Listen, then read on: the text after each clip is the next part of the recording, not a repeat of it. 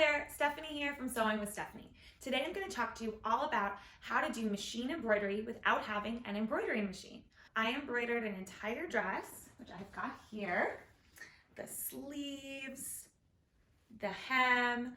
I've got all sorts of decorative stitches on here, and I used a regular sewing machine. Now, of course, your sewing machine must have the capabilities to create some decorative stitches, but I think you'd be surprised at how many machines you have at home that have this capability.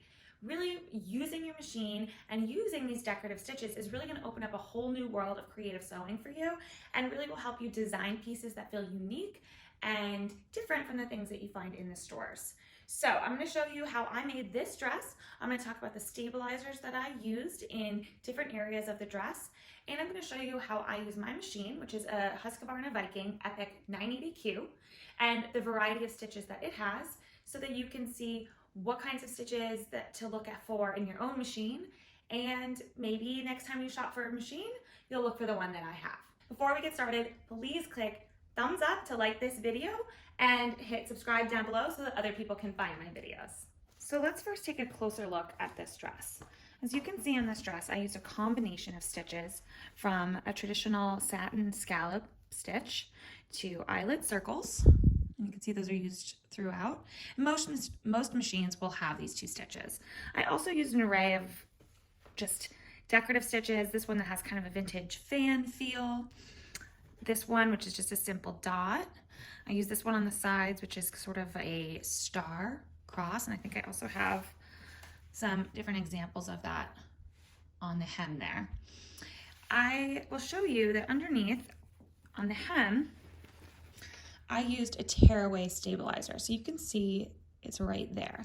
Now I actually had the entire piece stabilized, and then it's very simple. You just rip it away. You can see like the rip marks. I could probably rip closer. And it pulls away very easily after you sew your stitches in.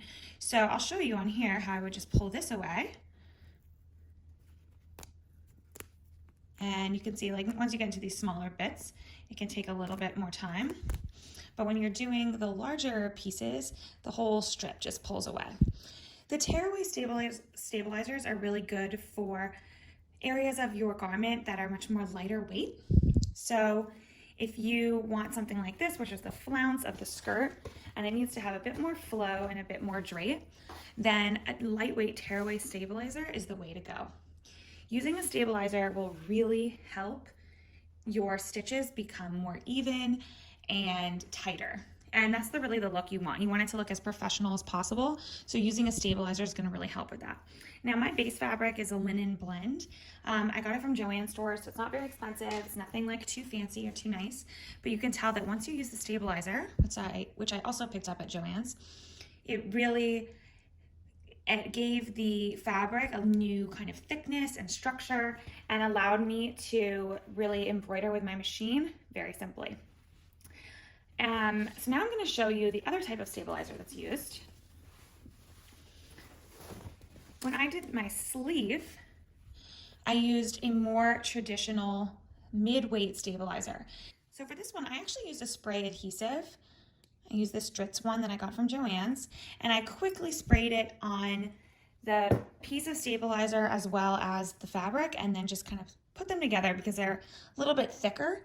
So it was good to have them kind of hold together before I started to embroider. I didn't really need to do anything like that with the tearaway stabilizer. So you can see when you look up close, this stabilizer, it had to be cut around individually, so I didn't get nearly as close to the eyelets, and it is a much thicker feel. If I were to do this dress again, I probably would do the tearaway for the whole dress. However, I did actually like that for the large voluminous sleeves of this dress. Using this thicker stabilizer helped give more support and structure to the shape.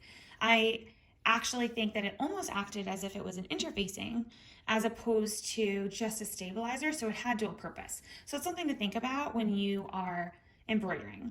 Now keep in mind that this was very time consuming and tedious to cut around these little bits, but I could have done even more, and frankly, the end result is so powerful that it's worth taking the time to do that. I'll show you what that sleeve looks like again now on the outside, and you can see it really has a nice structure and shape, and has a really beautiful bell shape, and that's really supported by the inner stabilizers as well. I also made a decorative belt to go with this dress, and you can see I used the exact same stitches that I used on the dress. I did not use any stabilizer in here because I had 2 layers of the linen, and since I was simply just embroidering on the outside, I actually felt like it gave quite a bit of thickness itself. It's almost like this is a karate belt, and although I didn't do the best job lining it up right here, I didn't quite measure everything. The end result is really beautiful and quite thick and substantial. So even at the very least, I suggest trying out this kind of decorative stitch detail on your sewing machine for a belt, and you might be surprised at how many cool ideas come from just that one usage. So now I'm going to share with you a little bit about my Husqvarna Viking Epic 980Q and how I use this very elaborate sewing machine to do embroidery. When you log in or open up your machine and you turn it on, you will see this opening page. And what's really great about it is that you can choose right away if you are sewing on a machine or on fabric that's either lightweight woven, medium heavy, stretch, light, medium, heavy, leather, vinyl, etc. So let's stick to woven medium for now. And then you can select lots of different kinds of stitches that you want to do. So a straight seam, overcast, hem, buttonhole, etc. For the sake of this, we're doing a straight seam. And then when you click on that, it's going to already suggest the tension that you should have, and as well as the stitch length, which you can always adjust. This is if you're sewing a regular straight seam, which you see right here, and then that would be the presser foot you use, which is A. But I'm going to do a decorative stitch. So I would select this little zigzag tab, and all of a sudden you'll start to see a table of utility stitches. This is the A menu, and then at the bottom you'll see all of these other menus: applique stitches, heirloom, quilt, crafting, decorative, vintage. There's so many. There's over 70 stitches on here. In this particular machine, the J menu is the scallop stitches, and so those are the ones that are scallop, like satin type stitches. And if you select one, like this option 2, it'll show you on the left what that stitch would look like, the type of needle you should use, the type of the presser foot letter that you should use, and it'll start with a recommended tension and recommended stitch length. Now, you can adjust the stitch length. You can make it more further apart if you want, closer together, etc. And I highly suggest you really click on every single one of these if you're playing around, just to see all of the options that are available to you on a machine like this. Now again, your machine might not have all of these capabilities, but that's okay. It will most likely have, in my regular A menu, where the buttonholes are, you'll see there's an option for an eyelet stitch, and that is just a small eyelet, self-enclosed, and you could do multiple of them over and over again. In the heirloom stitches menu, that's where I found the straight line with the dots, the circles, and again, I can make it further apart, closer together, but there are so many different options, not just within this machine.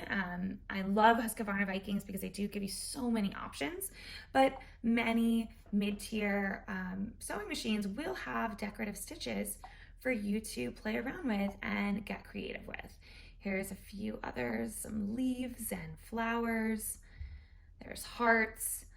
There's all sorts of really great stitches that you might not know if you never even played in those menus. And it's something that I didn't even really experiment in until making this project. So I'm going to show you a little bit about how I worked and how I developed my stitches. So I used this very simple piece of scrap fabric to kind of decide what stitches I was going to use and keep track of the ones that I found. So I started on the right hand side here, not sure why, but you can see I wrote down scallop 23. That was the stitch number. I used size 28.5 and then a 50 tension, and there's no stabilizer or anything on this, so it's not necessarily the best seam quality. It's more just I wanted to see the size of the stitch, and I practiced around. Then I experimented with a size 36, and then I started playing with other stitches. You can see that kind of evolution. Towards the end, I was playing around with layering 2 different stitches. So if this one was a size 29 and this one was a size 38, how did they pair up? Not quite perfectly, as you can see, but you can keep playing around with them. I knew that I would eventually get there, but then I started adding in the eyelets to see, okay, well, what does that look like? And I think this kind of, I would say, research and development on your own machine is really important. And I'm going to save this piece just so I have a reference point for the next time that I embroider. I can always go back and see different size stitches, get some inspiration, and use this to really track my decorative stitch progress. So I'm going to demonstrate how to do a little bit of the decorative stitching yourself on the machine, and we're going to pick one out. So why don't we pick out that little dot one that we liked. Actually, let's do this heart one because I haven't shown that one. So there's a little heart stitch. You can see small little hearts. I can play around with the tension. I might do a little less because I don't have any stabilizer here. I'm really just doing this for show, so no stabilizer. And let's see, I'll do them a bit further apart. Why not? Now it says up here that I need my presser foot B. So I'll take off A. And they're all handy dandy right here for me. Presser foot B. And that's it. I'm gonna place my fabric under the foot and just get going.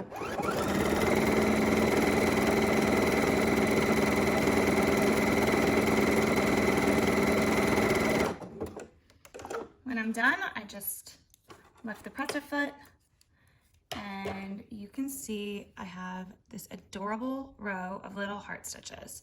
This would be so cute on a children's garment or an adult garment for sure.